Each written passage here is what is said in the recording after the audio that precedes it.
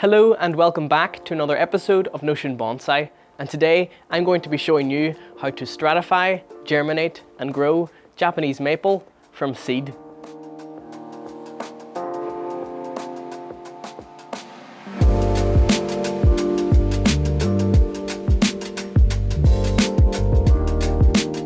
Alright, so today's date is Thursday the 29th of September 2022, and today we're going to be planting some Japanese maple seeds that I got from Herons Bonsai. This is a little seed tray that we're going to be using. There is the part with all the little compartments, a tray itself for, I guess, holding this in, and this creates like a little tiny greenhouse for the seeds whenever they're planted in here. Now when it comes to planting seeds, the soil type that you use is extremely important. I think that it's best to use an inorganic soil to start the seeds off before you move them on to more organic soils then. You see, whenever you introduce some sort of organic compound in the soil, this can provide an environment for fungus to form, and the fungus can actually rot your seeds, break them down before the seed actually has a chance to sprout. So this soil that I have got down here is a very fine grit akadama, pumice and lava rock mixture. This entire substrate is completely inert, which means there's no nutrients in it. And this is what we'll use to plant the seeds into. So I'm just going to place this soil mixture into each one of these little compartments. Now if you wish to at this point, you can add some sphagnum moss, as sphagnum is antifungal and antibacterial and can help with the development of a seed by keeping a little bit extra moisture. So I'm just using my root shears here to cut the moss up into little tiny small pieces that we can mix through the akadama.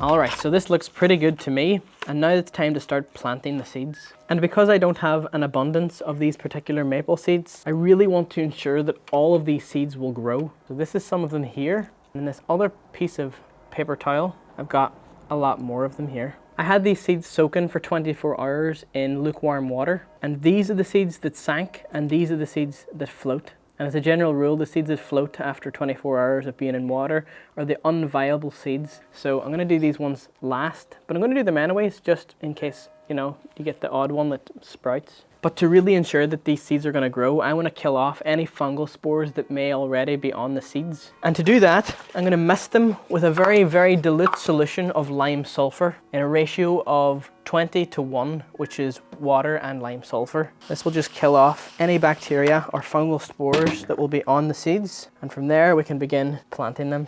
I think because there's quite a lot of seeds here, I could maybe put a few seeds in each one of the squares. The general rule of planting seeds is you want the seed planted twice the depth of the size of the seed. So before I plant this, I just squeeze the tweezers together, push down the circle, make a little hole, drop it in, push it down a little, and then cover it over.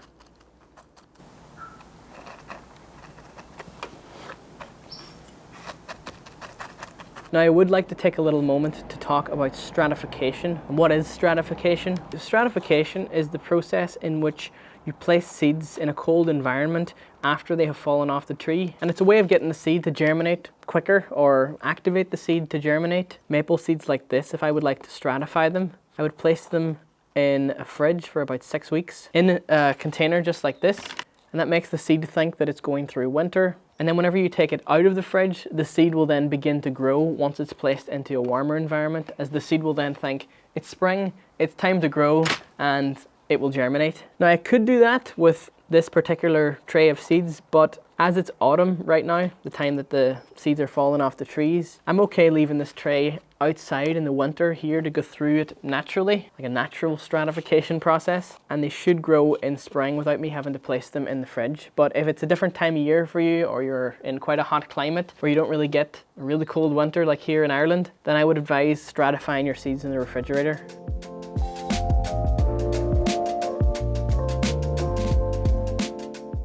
And of course, it is with growing seeds. The more you plant, the more likely you will have some that will survive. Not every one of these is going to survive, and I know that because in general in nature, not all seeds survive. There are some bonsai artists who think growing from seed is a waste of time, or maybe not a waste of time, but it takes quite a long time before you actually start practicing the art of bonsai on the trees by growing from seed. Which is very true, but I think it's still an important process to go through, especially if you're doing horticultural practices, to know how to do this kind of thing.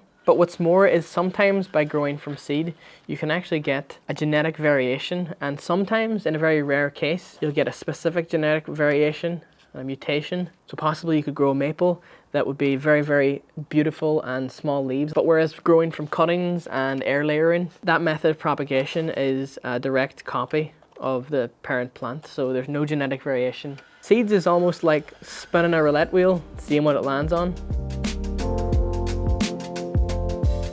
Also, by placing the maple seeds in lukewarm water, it helps to break down and soften the outer protective layer that is around the outside of the maple seed, as oftentimes maple seeds can struggle to break through that barrier, and you're just sort of giving it a helping hand by placing it in some warm water. Alright, so that's all the viable seeds that sank are in this tray right now, and what I'm going to do is just spray another layer of the lime sulphur dilute solution on top of this. And of course, you don't have to use lime sulphur. I'm just using that because that's what I prefer. You could also use hydrogen peroxide and a dilute solution to disinfect the seeds. So I've got a little light layer on there. Now we're going to give this a water, and the water will actually pull the lime sulphur down through out the bottom so that every area of all of the substrate gets disinfected and defungused.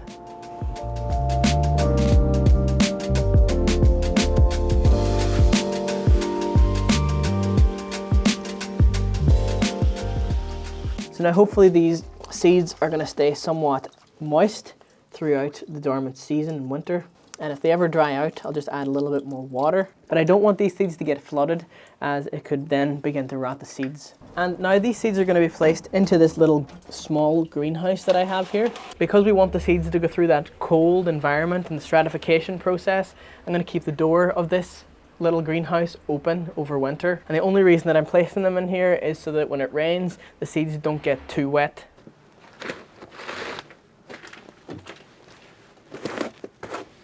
So it is winter time right now, and I would just like to do a little checkup on these maple seeds. And there's something that's a little bit worrying. Check this out.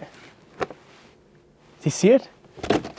Here is a little tiny maple seedling, and if you look really close on it, you can actually make out that it is a maple from the shape of these secondary leaves here. And being this small, it is quite a beautiful tree. I seen this germinate early winter, so before it even got cold enough for the seeds to stratify, this seed decided, you know what, it's time for me to wake up. And for whatever reason, we got a little odd seed that woke up before the rest of them. Although this woke up too early, I'm fairly confident that this little seedling will survive, as when we get frost and snow, I just keep this little cover on top, and through the whole winter so far, that has been enough to keep this little seedling alive. I'm also checking to make sure that there's no weeds or fungus growing in these little squares, and I can just see one weed here, which I'll take out. I'm not sure what kind of weed this is, but it has to go. It came out fairly easily.